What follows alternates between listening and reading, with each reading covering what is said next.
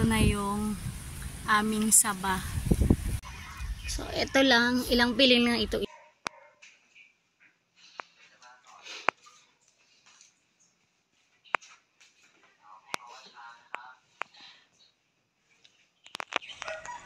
Our garden and our plants never fail to amaze me. Every time na pupunta kami dito, every weekend, lagi na lang silang may pa-surprise sa akin. Kagaya nito, ayan, bubunga na. May puso na ang aming saging. So, ganito lang siya kababa.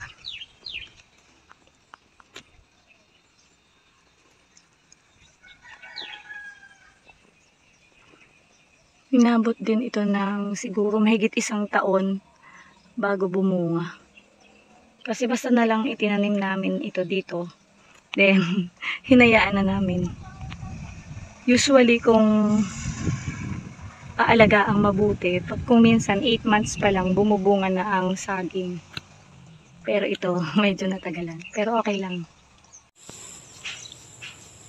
May puso na ang aming saging. Pag di ako nagkakamali, ito ay turdan. Mukhang hindi turdan itong saging na to. Mukhang saba. Siguro na nabuhay itong saba, hindi yung turdan na tinanim namin.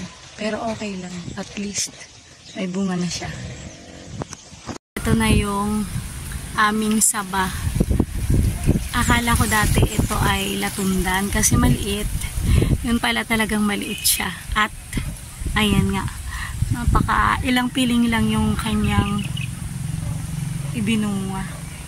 So ngayon, sabi ng kapitbahay namin, i-harvest na raw namin kasi marami daw daga at yung kanya nga daw mga saging na mas bata pa rito ay inunahan na siya, kinain daw ng daga. Akala ko dati ibon.